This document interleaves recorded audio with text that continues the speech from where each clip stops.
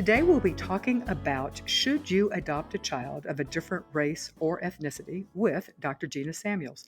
Dr. Samuels is a professor at the University of Chicago School of Social Service Administration, and she is affiliated with the Center of Race, Politics, and Culture.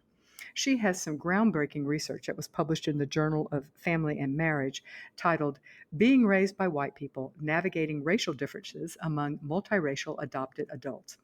In addition to all this, she has also lived this experience personally because she herself is an adult. She was an adult who was transracially adopted. Welcome, Dr. Samuels, to Creating a Family. Thank you. Thank you. Happy to be here. All right. It always helps to begin at the beginning. So let's start off by why should anybody think about adopting across racial lines? I mean, why bring that upon yourself and why be thinking about it at all?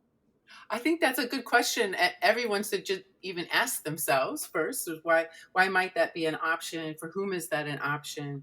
Part of the reason why it's an option increasingly for people is because it does expand folks' options in terms of children to adopt. And so, while most people still remain within their own racial groups to marry and form families, and that's also true for adoption, that the world is becoming increasingly multiracial, increasingly brown. And so as that happens, I think increasing numbers of people are considering maybe I could do this. Maybe this is possible for me, for my family.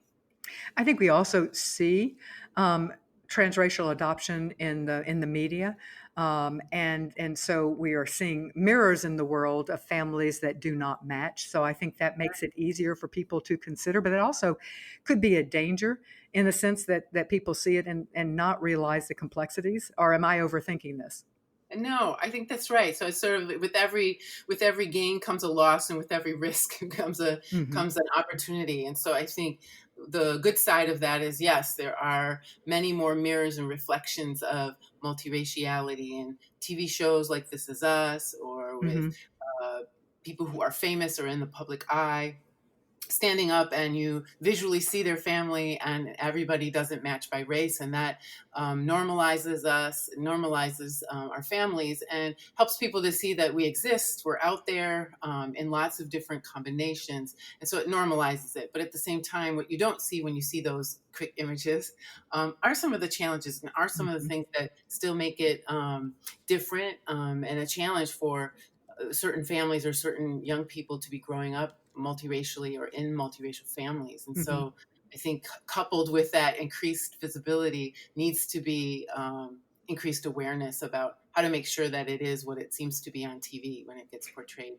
And that you're the right family to think about it. That you're the right family Yeah. to be able to make that happen. Right, that to do it, not that, just get past the cool factor, so to speak. Yes. So when we think in terms of transracial adoption, most often what comes to mind is white families adopting black kids. But I Mhm. think it is much broader than that, and so I want to ask you to expand on uh, what is the transracial adoption beyond just white parents and black kids. Sure. Well, it's true that even today it continues to be dominated by a population of family types where you have at least one white parent with kids of color. And so that continues to be the dominant sort of subpopulation within transracial adoption.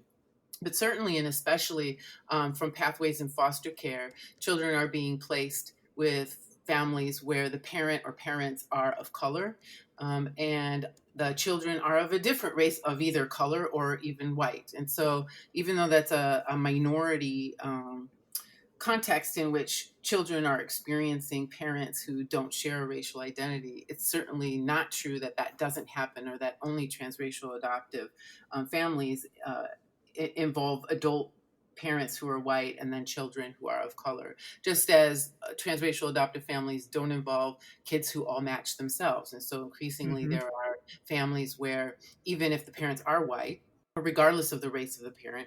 The children could be from different countries, different racial ethnic groups, and cultural backgrounds, also mixes between biologically birthed children in the family and then children who enter through adoption. So, as we kind of unpack what is transracial adoption, we have to remember that it does represent an incredible multiplicity of combinations and structures and racial ethnic groups and sexual identities and marital statuses and all sorts of layers of diversity. Very, yeah.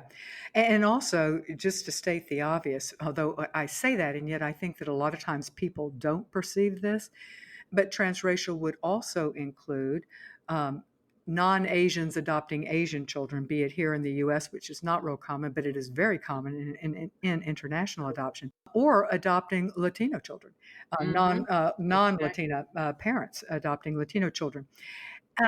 Something that always bothers me a bit, but I think it comes up pretty regularly, and that is parents saying that they are open to adopting a mixed race child Yeah. versus a child that is fully Hispanic or fully African American, and I know why I think it bothers me, but let me ask you first: is that a problem for you? Well, yeah, as a mixed race person, it's sort of interesting. I think, my when I feel in a snarky mood, I'll say, "Well, wow, do you think that I experience half racism then?" Is that what that, like what are you anticipating? Like what exactly does that mean? So I think when people say things like that, or I've also heard people say, "Well, we're going to adopt an Asian child because we don't want to walk around as a mixed race family and have black people be angry at us or Native American families be angry at us because we stole a child." And I thought, eh, Asian people won't feel this way when they see you Yeah, with a child that looks like them. And so I think what that really conveys is what that person is telling you is their theories about race and their theories about family and about the kinds of appearances and racial heritages that they believe either they can connect with most, that they'll be able to connect with a child that's part white better, or that children who are lighter skin won't really experience racism. yeah. And there's just sorts of research to suggest that that's not true. And in some contexts, children of mixed race experience more discrimination than their monoracial identified Huh. peers. I So, wasn't aware of that research. I want to ask because I think you're spot on. I think that if we unpack it and dig a little deeper with people when they're saying that, I do think that on some level, many people believe that a child who is mixed race will be easier to acculturate or easier to bring into a white family, and conversely, easier for white parents to parent. I'm fascinated by and I know that you actually, I didn't read off some of all those titles, but I also know that you do research in the area of multicultural identity and mixed race identity. So that's interesting to me. So a mixed race person, is it because they would be finding discrimination in both areas, that they're not black enough for the blacks or white enough for the whites, or right, uh, right. So it's newish research, and so it's unclear exactly when young people are asked in a survey, "Do you experience racism?" and they mark yes. Oftentimes, the follow up questions still don't unpack the context of that experience. From whom is it? What is it that they're being discriminated by and against? But I think the sort of theorizing around what's happening is that when you are a person of color, you experience racism, and so most multiracial people still have complexions that put them in the camp of not white. mhm. And the way that we have constructed race here is the only way that you access white privilege to not get discriminated against based on your skin tone is to have white appearance. And certainly some mixed race children do have white appearance, but most don't. And so they experience racism just like anybody else would. But then, yes, on top of that, they also experience discrimination specific to being mixed race from both white people and people of color. Mhm. And so there's this whole extra venue of racial epithets and attention that people get because of their racial ambiguity, which also adds then increases the opportunities that young people might experience discrimination based on race. There's Mm. also research that suggests that kids who are mixed race, people that are mixed race over the course of their lifetime, have the highest rates of sexual violence against them for both boys and girls. Wow. The percentages are as high as 30%. Why? Well, again, we don't ask enough information about when people But might Gina, ask. I want you to ask that No, question. no, no, no. So I'm going to just provide some theories about why Okay. that might be. In our society, in our history, we have a long history of sexualizing and exotifying multiraciality by things like, oh, mixed race people are so pretty or Yeah, so that's true. cute, or that being mixed race is sexually exotic. And I think in some ways, while some people, even who are mixed race, think of this as a compliment, it can create a broader ecology that causes people to see them as sexual victims and objects in a way that put them in increased risk. That's just my theory about that. That's Yeah. not Yeah, no, I necessarily understand. that anyone has proven to be true, but certainly if you look at the ways in which light-skinned women in particular are portrayed, particularly Black women who are light-skinned, are portrayed in movies. You have the tragic mulatto, but then you also have this kind of sexually vulnerable, promiscuous figure that oftentimes features on the screen, and that feeds into how broader America thinks about people who embody that status. Yeah, and and I think there is something similar with Asian women as well Exactly. being Exactly. sexualized, or Mhm. with the added part of being passively sexually. Yeah, Exactly. So yeah. we have all of these ideas about race that then Hmm. impute these sort of natural characteristics that we think come with that, and that causes people to say things like, "I think I want to adopt a biracial Yeah. kid because they're not going to, or I want to adopt an Asian kid because they're not going to really experience racism, or I don't want to adopt this other kid because they really are going to experience racism." Hmm. And so I think part of the message here of back to your question, why consider transracial adoption, or is it for you? It requires some personal unpacking about, well, what are your assumptions about different groups of people, Hmm. um, and what naturally attracts you to adopting, even if you say yes to transracial adoption broadly. Once you peel off that layer, there's usually another conversation about, yeah, but what groups you Yeah. know are the ideal ones that you would want to consider, and in there I think lie the more juicy conversations Yeah. about, why is that, why are you thinking that? What are your assumptions that Hmm. make this feel less scary to do? Yeah. Right. So, two terms that we hear thrown around are transracial and transcultural. What is the Hmm. difference between the two, or is there? So there's a big difference between the two, and sometimes people are both, and sometimes one. So racial really refers to this idea of people being a different race. So the difference being race being a social construct, so not something necessarily that's biologically real, but definitely socially real. And so we sort people into these different racial categories based on how they look. So somebody who is, let's say, identifies as Mexican, adopting a child who identifies as Black, that would be mixed race. But it could also be cross cultural, depending. The culture is something that we learn. And so Mhm, babies don't come with a culture, mhm. they learn it. They come from a cultural heritage. Their biological parents would have a culture, but it becomes more tricky when we talk about culture because you could potentially adopt a child who's within your own racial group, who looks like you racially, but their parentage and heritage comes from someplace else. Let's say, for example, a common one in the US are white couples or white people who adopt from Russia, um, Mhm, or other Eastern nations where they are adopting a child who's white, but it really is a transnational adoption. And mhm. that child, if they're an infant, doesn't come with a culture. So, but they do certainly come with a cultural heritage. You Okay. could, though, I would argue, adopt within race, and it could still be cross cultural. Let's say if I, as a person who's African American, adopts a Black child from Haiti, Mhm, that child, we share a race, but we do not share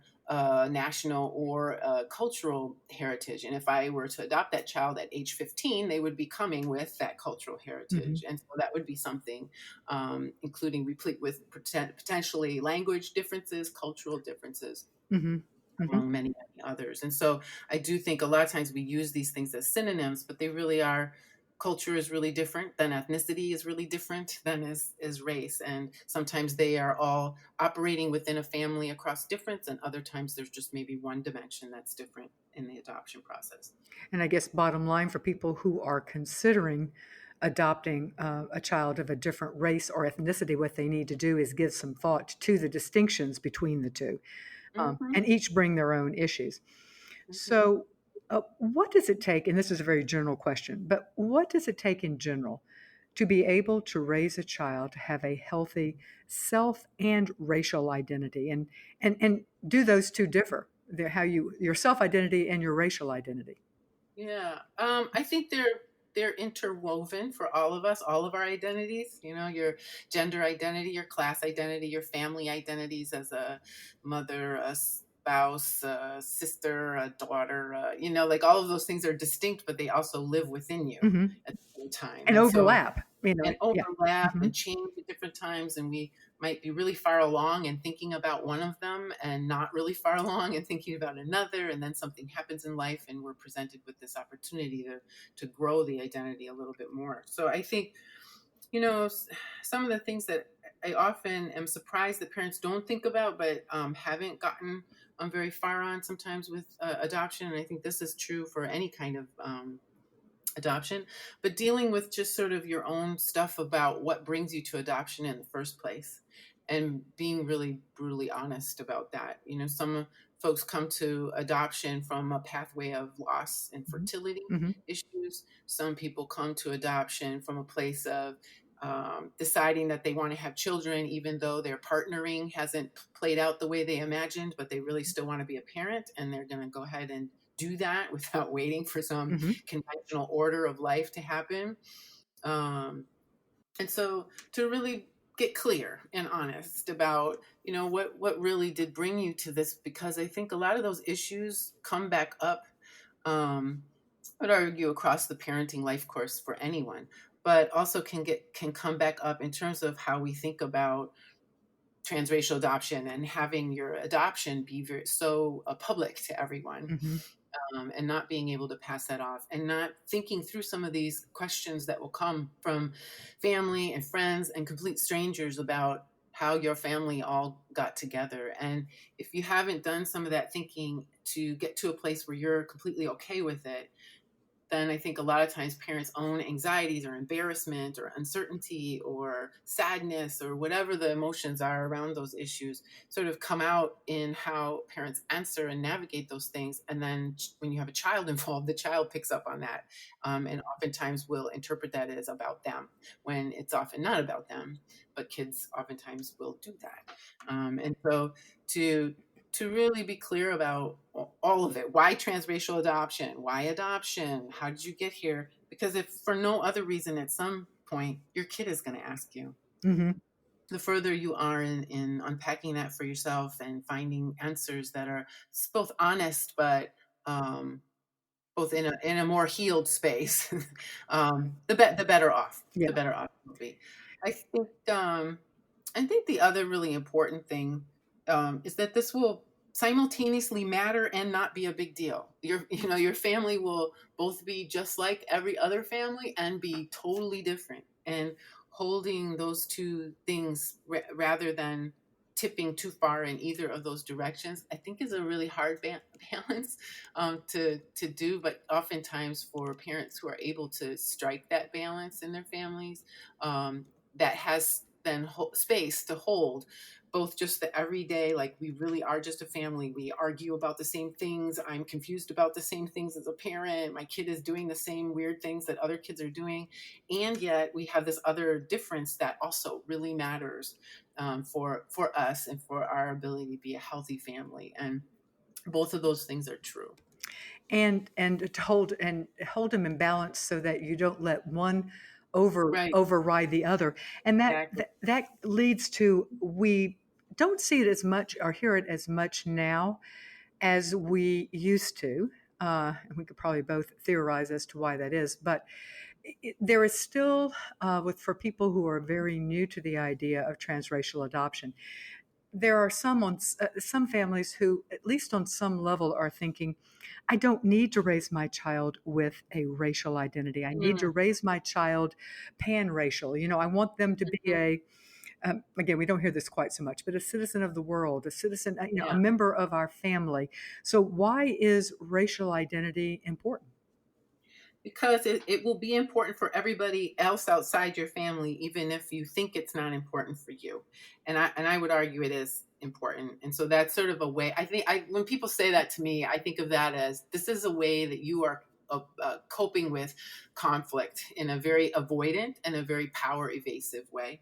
It ignores things that are still very dominant in our society, like white supremacy, racism, Hmm. all of these other things. And in order for you to be a citizen of the world, usually that requires you to know who you are in that context.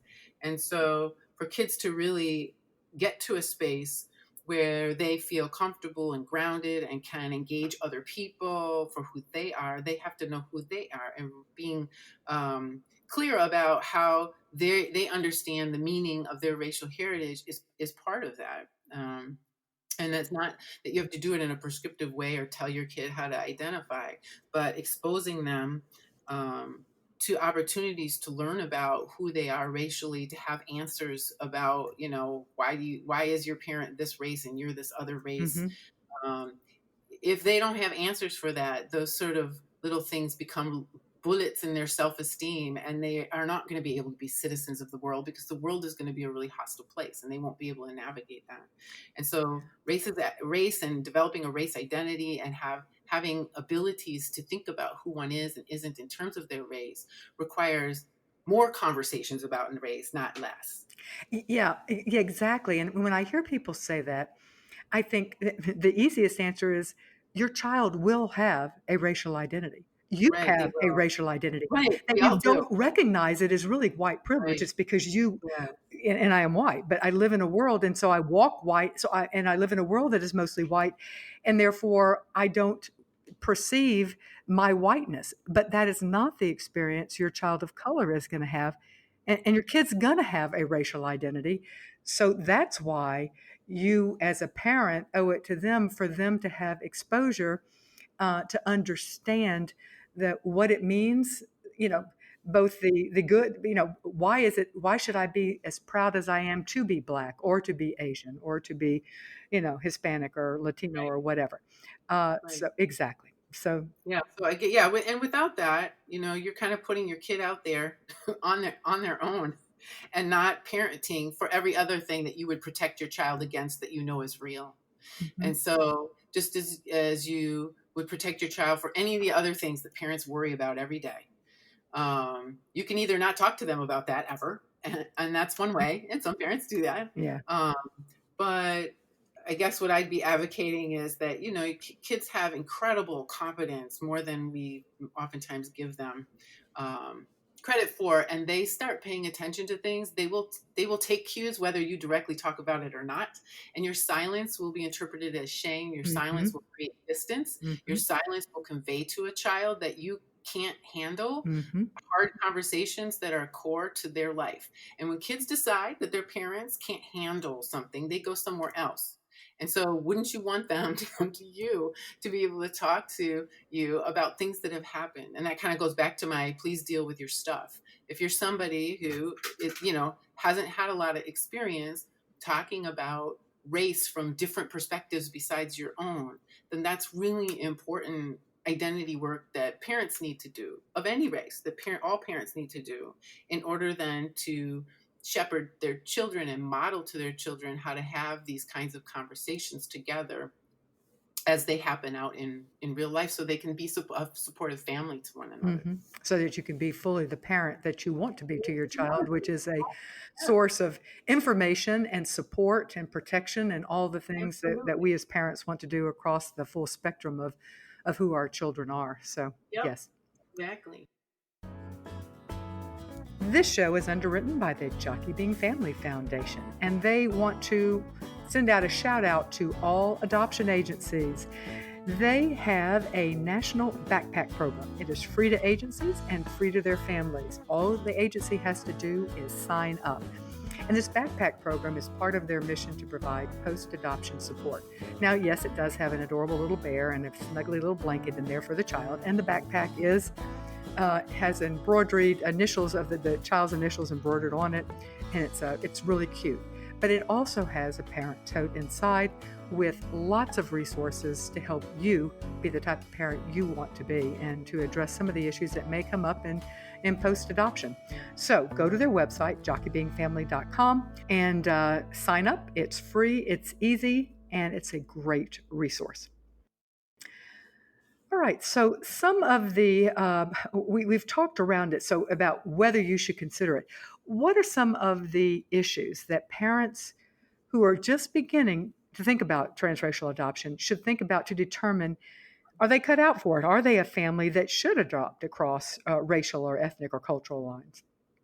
Yeah, I think one of the quickest sort of scans that a person can do is take survey of their own life and their own social circle, and imagine what it would be like to be a little kid in that social circle who's a different race. And if your social circle, your daily life, your friends, everything about your world is one race, so it could be white, but it could be something else, and you're going to be bringing a child into that, asking that child to single-handedly integrate your entire world, your church, your community, your family, your social network, is a lot. That's a lot to expect of a child, to be able to do that across their life course with no automatic allies visual to them, and then into their school. And so to do some thinking about if that's true, or it's sort of true, then what might need to change in your own life, so that the kid that you're adopting isn't the first X, whatever that is, that you've known or met or are going to have a deep and meaningful relationship with. And so I think that's one of the quickest ways that people can sort of just begin to think about, let me take a scan of my own life, not from my eyes, but from the perspective of somebody who's not my race, and what it would be like to live every day within this world that I live in. And would it be a nurturing space as it currently is? Or are there things that I'm going to need to do? It doesn't mean that you have to automatically leave your job and move to someplace else, or that you I don't know, whatever the extreme things that people might be thinking as I'm saying this do, but it does mean that you have to be willing to consider what are things that could be movable. What is my, if you're a person of faith and you attend a church, how open would my church be? I remember when my family moved from Chicago to Oshkosh. One of the first things my mom did in checking out the church that we would attend is to go to the pastor and ask, I have two black kids. How do you think your congregation is going to react? And what will be your role in helping us to be a part of this church family? And so taking that really seriously, rather than just hoping that everybody's going to treat your child the way that they treat you. What are you going to do if your brother or your sister um, is bigoted towards your own children? Yeah. What will be your response? Are you willing to protect your child against your own family members? Do you want to even engage in that? How will you respond to it, and how will you talk to your child, and how will you navigate that over time? What are the resources that exist in your community? Do you have people that you could talk to, that will be honest with you about your thinking around this, with you? And if you don't have those kinds of friendships and supports, how do you develop them before you adopt, so that you can really hear from somebody else's perspective what they think your strengths are, and what your opportunities for growth are, and what might be really serious limitations that might mean that this isn't something for you. Or it wouldn't be in the child's ultimate best interest, even Right. though you might be open and willing. I'm not willing to make the changes. We're going to circle back to talk about the extended family, but I want to come back before and talk about. I like the terminology. Look at the things in your life that are movable, Mhm. and so let's talk about some of those. Your church, and I would argue this one step further, and it's not just if you have this option, and I grant you this is not always an option, Right. but if you, it's not just whether your church is accepting, and because many churches would be, are there Sure. people who racially mirror your child in your church? Right. Yeah. So that's in addition to your church being. So another thing that is movable is are things like the businesses and the doctors and the service providers that you frequent. So do you have let's assume that your child is black, a black pediatrician, or and Right. do you use a black dry cleaner and go to a black owned I don't know, convenience store or whatever Mhm. when you have to stop. So those are some, and those fall into the movable, easily movable. I mean, I guess anything's movable, but those are things that are ways to integrate your life. And I liked what you said. Your child should not be the first person in your life of that race. Yeah. So looking and seeing what would it be like to exist in your world as it is now if you were of a different race, and then try to think of ways that you can diversify your current life. One, our society in some ways is becoming more, it's becoming easier in some ways for people to have friends that cross racial lines, close friends. And in other ways, it feels like we're pulling back from that. We're becoming more polarized. And that's a whole nother issue. But so how can people who say, okay, I think this is something I want to do, and I don't have any really close friends that are black, and it feels Mhm. weird for me to go up to, a black An coworker. Asian person and say, "Hey, I'm thinking of adopting a child from China. Will you be my friend?" Exactly. Or yeah, exactly. I mean, and it's just it feels, let's just be Because honest. it is. Yeah. Because it is. It feels weird and awkward because it is. So let's talk about it. How do you diversify your friend set? Yeah, I think at some point you just have to start. You mean And have that awkward moment of, "Hey, will have you be my friend because I need a black friend?" I just and think maybe that not quite that deliberate to start. Like, I think the first question is, why are these folks not already your friend? Like, why are you okay with adopting a child from China, but you haven't been okay with doing lunch with your Chinese colleague? Like, what is that Mhm. really in you? Why have you not done that? And so I think before you ever even like approach your colleague at a Yeah. lunch, like someday if you adopt from China or wherever it is that you're adopting from, that person is going to grow up to be the person that you haven't developed close relationships with. That person is going to become not a cute little baby anymore, but an adult, full-fledged adult who Mhm. lives in the world. And so to really figure out like what has kept you from, if you do live in a place where these are options, where you have, colleagues that are of different races and cultures and nationalities and sexual orientations, like if you have that in your context and still your world is pretty homogeneous, your close up, world. Um, what is that about?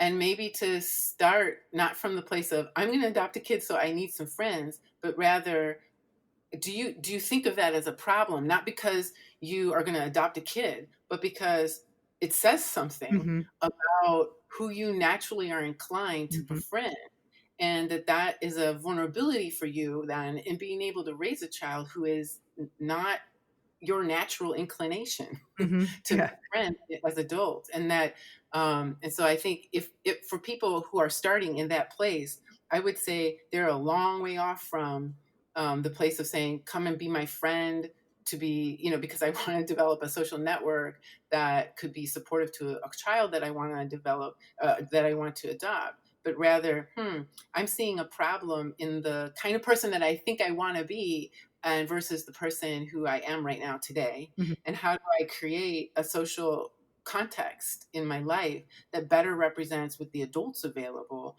the kind of person and life that I want to have, and see how that goes. Practice with adults first Yeah. before, kind of jumping into and then I can raise a child. And so I think what it would tell me is that that person is a number of stages off from even, it shouldn't be, those two things shouldn't be that close up. I need a friend because I'm going to adopt. It's like, okay, I'm thinking about adopting, but now this is causing me to reconsider who I am Mhm. and what my social network is. And I realize I have some work to do before I even think about that. And then I can revisit that conversation after I experience what this is like for me to go outside of the typical people that I um, am inclined to hang out with or befriend. And by diversifying your social, by diversifying the things in your life, the movable things, your church, Mhm, your pediatrician, your, I guess if you're adopting you may not have one, but your doctor, mhm, your OBGYN, your whatever. um, that's another way of naturally mhm, bringing people of diversity and people of color into your mhm. life In without your life. having to go up and say, hey, be Yes. my friend, I need a friend.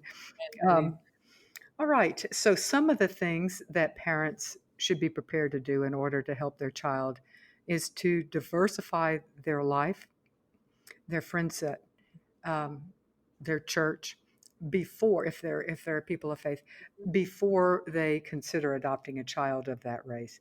What are some other things parents should do to prepare for the adoption or even the consideration of an adoption of a child of a different race? I think, anticipate that questions are normal, that kids are going to have, that this is a big deal. Not a big deal as in it's awful and your kid will be destroyed, but a big deal as in, you know, that this is an element of your family life and of this child's identity that will be lifelong. It doesn't go away. You don't ever grow out of being adopted. You don't grow out of having parents of a different race. And this is a marking for this particular child. And as they get older, they may have questions. They will have questions, and some of them they will take to you, and some of them they won't. But to think through and anticipate that these things are normal. That it's normal for a child to be curious about where they come from, who they look like. That it's normal for a child to look at themselves and then look at their parents and make comparisons and at different stages want to look like their parents. We live in a world that just those kinds of things are normal. And so for parents to think through before those questions come, to anticipate them, to anticipate things like racial teasing and all of this kind of stuff, and think developmentally about their answers, so that, and that's what I mean by that is kind of two things. One, that there isn't like this time that you wait until a child should hear that they're adopted or be able to have conversations about race with them, but you think about how do I just talk about race even when my kids 2 and 3 and 4, so that it's just a normal, no big deal, it's not a conversation. How do I just make observations in the world about gender, about race, about class, about whatever your family values are about these things? How do I integrate that? You don't wait until a child's 10 to talk about Christmas if you're Christian. Like that just kind of starts happening even when they're a baby and Hmm. they're not even aware. Most people throw birthday parties and all kinds of things for their babies, Hmm. and they'll have no awareness of whatsoever of what's going on. And so we don't wait for other things that we're proud of and are comfortable about and wanting to socialize our child into. And so these issues of race, I think, oftentimes bubble up insecurities for people that cause them to not just handle them in the same way as you would handle these other things, so that when kids have questions, it's not some big thing that's built up. It's just we talk about these things when they come up. It's no big deal, and we deal with them and we move on. And I'm able to talk about these things with you, and I'm able to expose you to people um, who can also answer these questions Hmm. with you From a and have lived different, experience. Yeah. from a lived experience. And so I think, and think about how are you going to layer on to what you tell the 3-year-old who asks the question, what's adoption? And why are we adopted? How are you going to tell that same story layered on at 5, at 10, at 15, at 20, at 25? Mhm. Different, child, the child will start to layer onto your answers different pieces of information that they come into contact with both inside and outside the family. And so to think through the story you're weaving of why you're an adoptive family, why you adopted, why this particular child, um, so that I, you can. do you think that the adoption part, and certainly we have made great progress there. We still Yeah. on occasion hear families who have not told their child, but that really is the Yes, exception. you've made huge strides. Yeah, we have. Thank goodness. But I think that how you talk about race with a child who is not your race is different from how you Yeah. talk about race otherwise. Or maybe it shouldn't be, but I think it often is. It's interesting because I've interviewed a number of Black families who've adopted white children, and Mhm. almost every one have mentioned that I've interviewed personally have mentioned that as an interesting dynamic that they hadn't really thought through, and that is Right. how race is discussed with your family when all of a sudden you have a black A family with white a kid. white child. Yeah. But Yeah. conversely, I think it's also true of white families who are adopting a black or an Asian or a Latina child or whatever. So I think that conversation, or maybe let me ask, is that conversation a harder one, and how do you make certain that you are bringing up race, even if it's not, doesn't feel like it's coming up all the time? What are the cues that you need to be looking for in order to make certain that race is being discussed in your family so that your child knows it's not a topic that's off limits? Yeah. So I think, this is one thing that my mom did really well. And so when people ask, isn't it possible that white people talk about race or it's going to be different? I think it is different when you're a person who hasn't had that as a like when you're a white person who's never heard candid conversations of people of color, where you've been the one white person in the room listening to people of color go on and on about how their crazy white colleague did X. Like if you've been kept out of those kinds of conversations, then I think for white people, that is really hard to talk about. If you've been a white person who has put yourself in situations and just naturally been in contexts where you have situations where you're the only person and you're an observer of a very natural dynamic that happens often, at least in the circles I'm in, where people just flippantly will say things like, guess what happened today at work, or I Mhm, go home to my husband and talk about how I've gotten talked over 7 times in a meeting or whatever, mhm, that I think if you're a white person who has had those kinds of friendships, then it's not weird. It's not weird to bring it up to when you're watching TV. There's 80 million opportunities mhm, to talk about race. Just mhm, turn on the daily news, mhm. turn on any TV show. Why is it when you're watching a TV show that's about, I don't know, a psychological thriller, the black people get killed first? Like there's Yeah. all kinds of ways that you can use just everyday life to make just tiny little one-off observations to help your child get a sense of how you understand the world, and how you're interpreting people who look like them who are on TV or who are being talked about on TV. Um, and so I do think that there are lots of opportunities. I think it just requires a racial lens of glasses that most white people don't have well developed. I think that is such an interesting point, that I think that a lot of white people have been raised to not talk about race because we perceive it as rude or something. Right, right. And you're right. People of color, for obvious reasons, don't have that lens, and I guess that's another form of white privilege, that we can feel like it's inappropriate to talk about race. So that's a stretch for pre-adoptive parents or early Yeah, adoptive parents, is to realize that, if I'm hearing you correctly, we've got to get over our hesitancy to yeah, point out racial differences, to point out inequities, to point out great things too. I mean, that's usually easier because people, want to look for the better, but to talk about race, period. yep. Yeah. Yeah, Yeah. because doing that tells your child you are not fragile. You can handle it because this is the life that your child is living. And if you can't even talk about it when they go out in the world and they're living it, you're not equipped then as a person to be able to hear that at 5 years old what just happened to your kid at school. Mm, And they know that. The kid knows that at a very gut level when they see something, you say nothing. You see something on TV, somebody says something on TV, or you're out in the community and something happens and the parent says nothing. That mhm, kid still hears that. And what they hear in your silence is shame. That's not something we can talk about. I'm not going to talk about it. And so, wow, if that happens to me, where do I go? Because my parent hasn't shown me that they can handle it, even mhm, talking about it.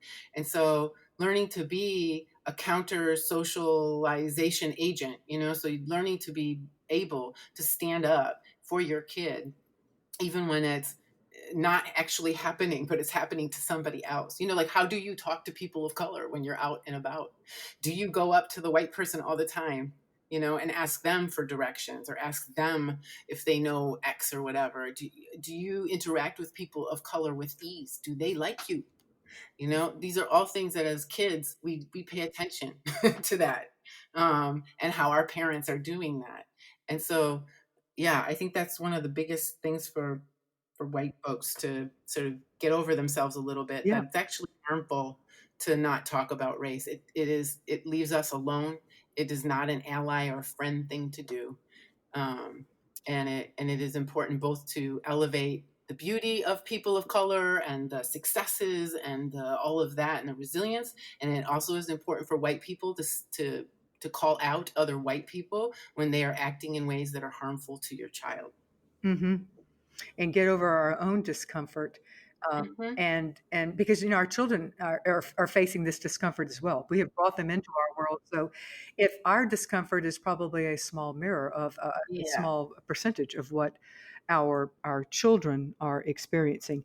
And I, Yep. as somebody who absolutely loves children's literature, you should be making certain that there are books in your house that don't just talk about race. Yes, that is certain, but also just a book that where the main character is Right. a black A girl. white blonde kid. Yeah. Yeah, yeah, yeah. Or just so that there's, that not that the book is about race, but that, yeah, But it is. It is. If it is portraying the key character that is the heroine or yeah, hero, they are not blonde and white. exactly. Then that is about race because and it should be about more than just their own. Like one of the things I loved that my mom did was not everything wasn't just pro-black in our house. So we were exposed to things that were about Asians and things that Mhm, were about Mexicans and things that were about like all kinds of other groups besides the one that I was going to be occupying mhm, and the one that my mom occupied. And I think, that goes back to I want my child to be a citizen of the world. Well, then you got to expose them to all these mhm, different possibilities and introduce them to ideas of difference as something that's amazing and that they mhm, should be curious about and mhm. that oftentimes houses people's greatest strengths. Yeah, yeah.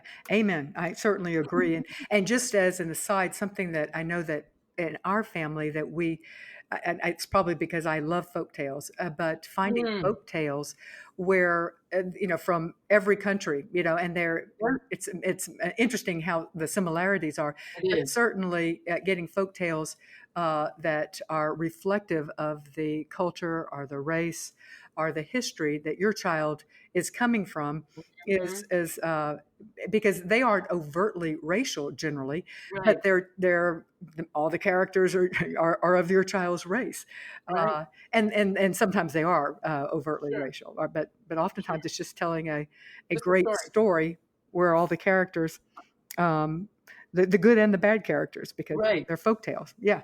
Yep. Yep. Exactly. Exactly.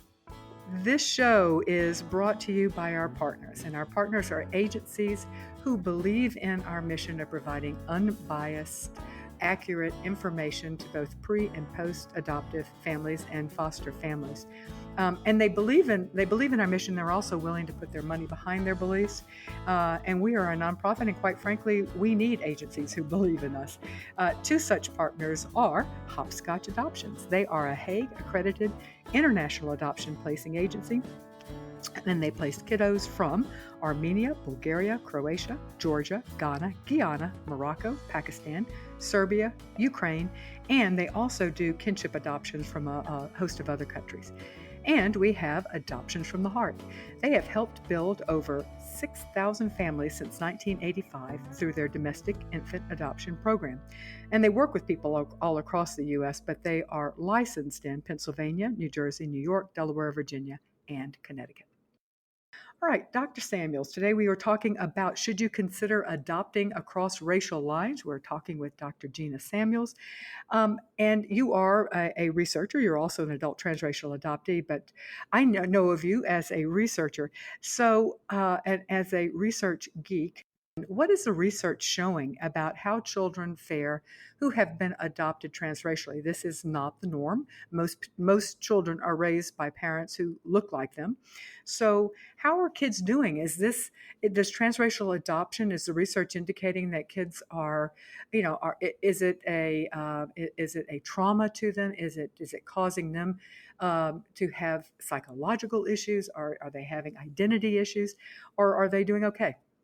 And I So realize yes, that's a yes, yes, terribly yes, yes, generalized. and yes. Yeah, yeah. Yes to all of that. It would be the answer. So I think before I kind of say any of the specifics, I think it's important for people to realize that the research in this area has really been slowed down by the broader public assumption that adoption is a great thing and all your problems end once you become adopted. And Mm, so, especially in the area of transracial adoption and infant adoption, private and independent, there has not been large scale studies that really help us to, with any kind of resolute, understand exactly, you know, what the problem. I think we have a good sense of what some of the scope of problems can be, but for whom, under what conditions, what kinds of parenting helps to moderate or mediate some of that. And exactly. so, That's of course what we want to of know. course, it's what we want. And so I think, because we have a society that believes that once you place a child into adoption, then that's the treatment. That's the, for the problem that existed before. And so there's very limited, with the exception of foster care, there's very limited, very wide scale national or even international studies that really unpack all these series of questions that you just asked that are very legitimate questions. I think what we do know is that, anytime a child is removed from their origins, it's a trauma. And um, that doesn't mean that then from that trauma flows a host of horrible, intractable problems, or that they end up not being able to be happy in their and successful in their lives. But to take seriously that even when children are removed at birth, at day one, and placed with their adoptive families, that is a loss, and that is something that the child will have to heal around, even if you didn't experience an actual sort of relational trauma abuse. And Hmm. so that's been very clearly demonstrated. And I think all of the movement following about being open about that the child is adopted and not lying about it, and even more recently, different iterations of openness in adoption, are all to sort of recognize that this is something that has happened. It's real. It's a big deal, Hmm. and it's something to work on as a family to heal through. But that it is a trauma, as in it is something that if left unaddressed can be debilitating for people, can be a big deal for folks to move through in their life developmentally across the life course. I think one of the things that we've learned about transracial adoption and adoption broadly is that there's all kinds of great outcomes that can happen when families are nurturing, and the same things that we know make a good and healthy family where adoption is not present with children are the same things that make a good and healthy family with children of it who are adopted. And so when children can access parents like that, then adoption is amazing. And there's really not a lot of difference between kids who grow up in loving, nurturing, caring adoptive families and those who grow up in biological families that are equally nurturing and caring. Hmm. I think, where problems arise are around the issues of identity and Hmm. belonging. And I think the more a child either is visually or perceived to be different, than parents, and the degree to which that is not taken seriously and dealt with and supported, can fester issues of well-being, mental health, etc. Sometimes kids have mental health issues, for a variety of reasons, same as with biological families. And so that, being adopted doesn't solve that for you. And so if you have mental health conditions or physical conditions or other kinds of health conditions, I think Hmm. helping adoptive parents to, that goes back to my deal with the stuff that has happened before, and recognize that the adoption, is a real thing. That I think those same things happen in adoptive families, and the degree to which adoptive parents are prepared for that, I think, is important. But I do think, to a person, I have yet to talk to an adopted person in my journeys as a researcher, and as just a transracially adopted person who doesn't have across their life course, um, really profound sort of existential moments of identity work that are above and beyond what other people tend to go through. I was just talking to a colleague who's a little bit younger than me, but not that much. And we were joking. They had children, and I have not have children. And so we kind of talked about how these different adoption and race issues pop up even in your 50s. Like when you think that you figured it all out, and then all of a sudden some random thing in your life happens, and there it is again for you to rework again, at another layer. And so just I think one of the things we've really learned, even from the smaller scale studies, is that adoption is a real thing. It's a real trauma and a loss, and how people deal with that is so different.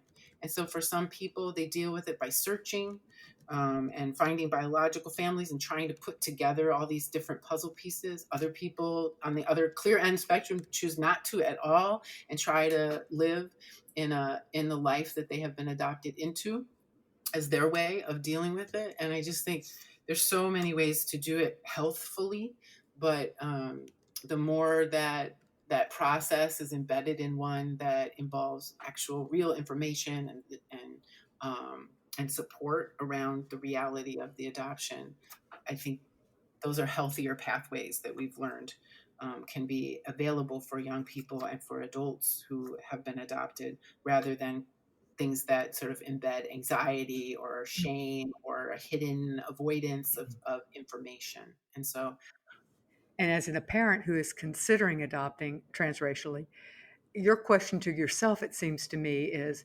am I ready to be an ally to my child and stand with them mhm, through this process, yeah, and not deny the fact that there's going to be ups and downs, and there's going to be issues, there's going to be struggles.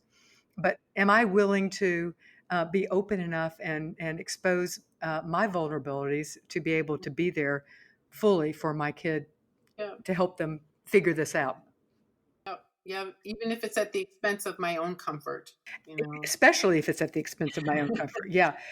Yeah. The one thing and I don't want to spend a lot of time on it, but without a doubt, another thing that parents need to consider, and this is especially the case if they're adopting an African American child or an African child or a Haitian or a Caribbean American child, and that is hair care. Mm, Part of why I don't want to spend a lot of time on, number one, there's a lot of resources out there, and also sure.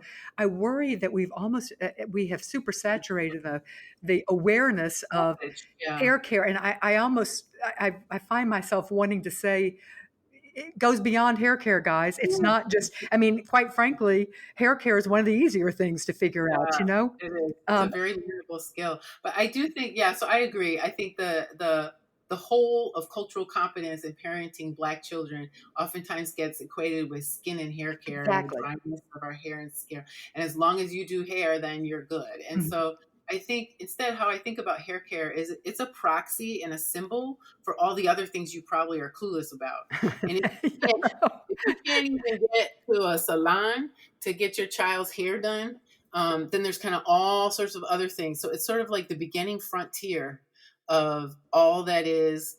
I am not the same. That we are all different. We have, and actually, our hair is fundamentally different, and it's not doesn't have to be a big deal. But if you can't even address that, then it's a big deal. So I think it's this weird sort of paradox of it's a big deal. It's a big deal in the Black community. It signals all kinds of things Mhm. about your proximity away from Blackness. If your hair is jacked up Yep. in public, it sort of becomes the poster child for biraciality and transracial adoption to see a little kid with crazy hair.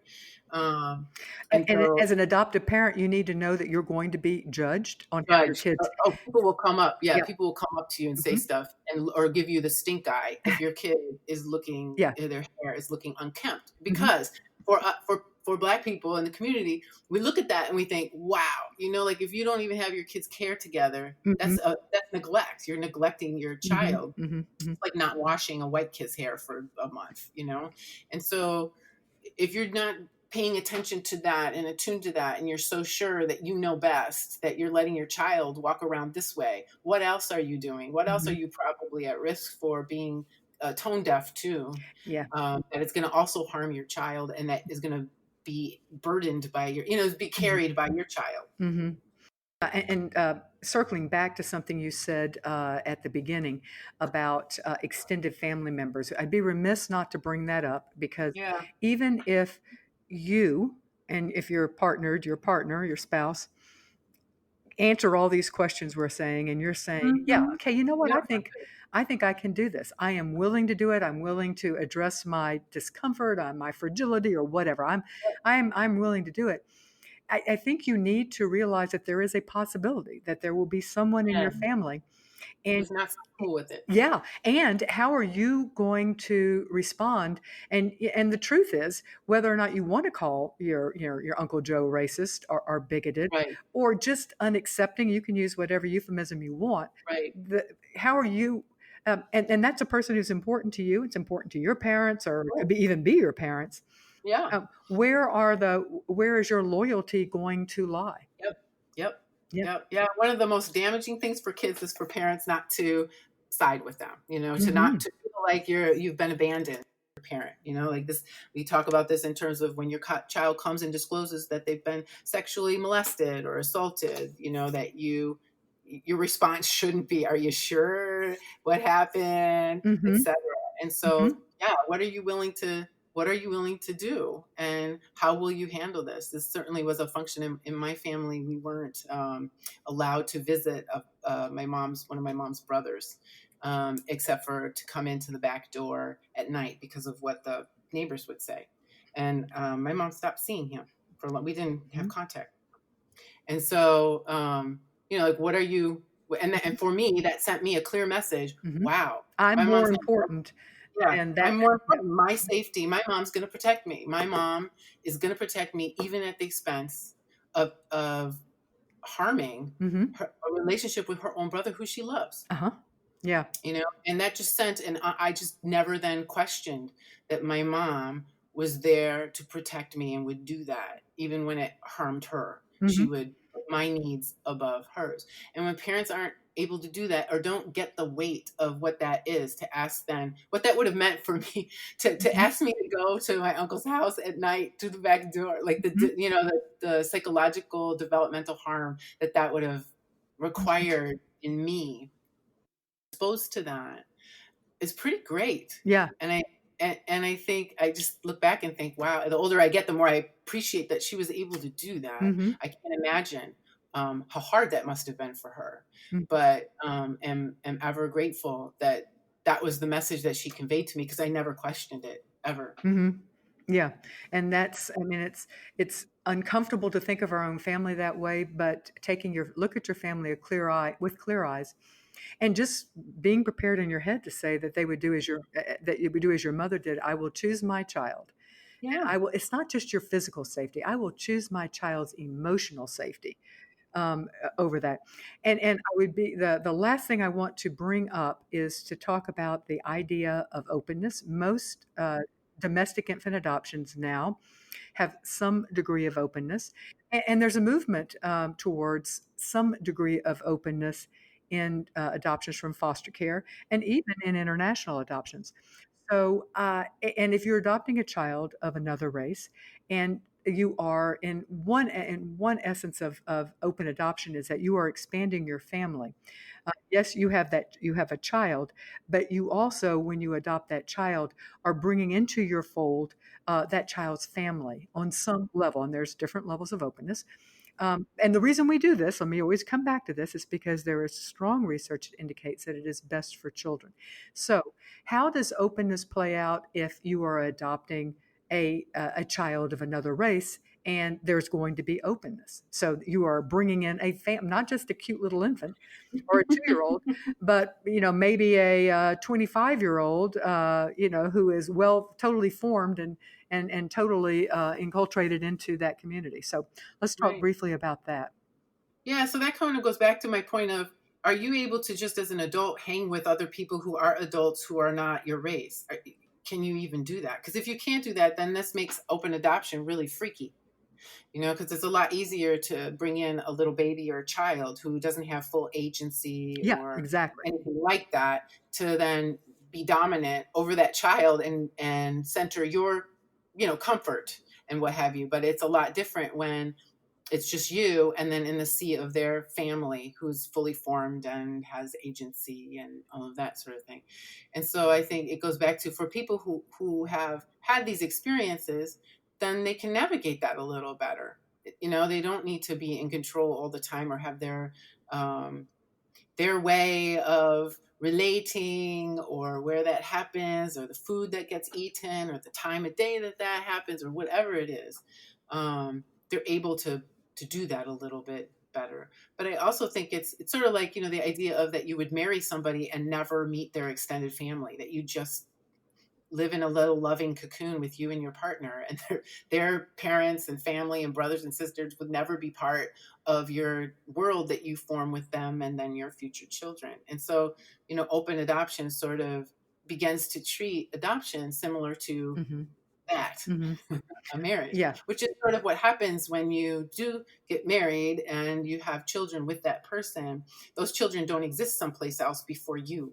And so it actually is the same, but it's just that you're starting from a place that's further back in that developmental process, such that a child already exists from a different family that you have not married yet. Mm-hmm. And Exactly. so I think it does really require people to realize that what they're doing is fundamentally different than their friends who got partnered or didn't partner and had a biological child Mm-hmm. that were who did that. That this is one of those places where this is truly different in terms of what you're doing and the implications of that.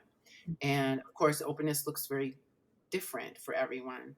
But Mm-hmm. at the time at which the child's 18, they can go and have whatever kind of relationship they want. And so wouldn't you want to be part of that Mm-hmm. process and figuring that out with your child? Mm-hmm.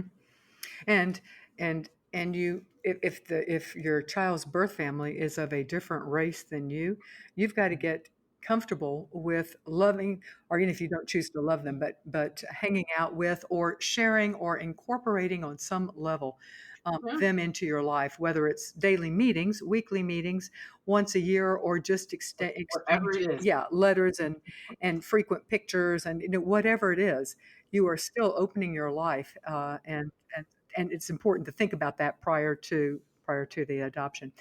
Well, thank you so much, Dr. Gina Samuels, for being with us today. Dr. Samuels is a professor at the University of Chicago School of Social Service Administration, and she's affiliated with the Center of Race, Politics, and Culture.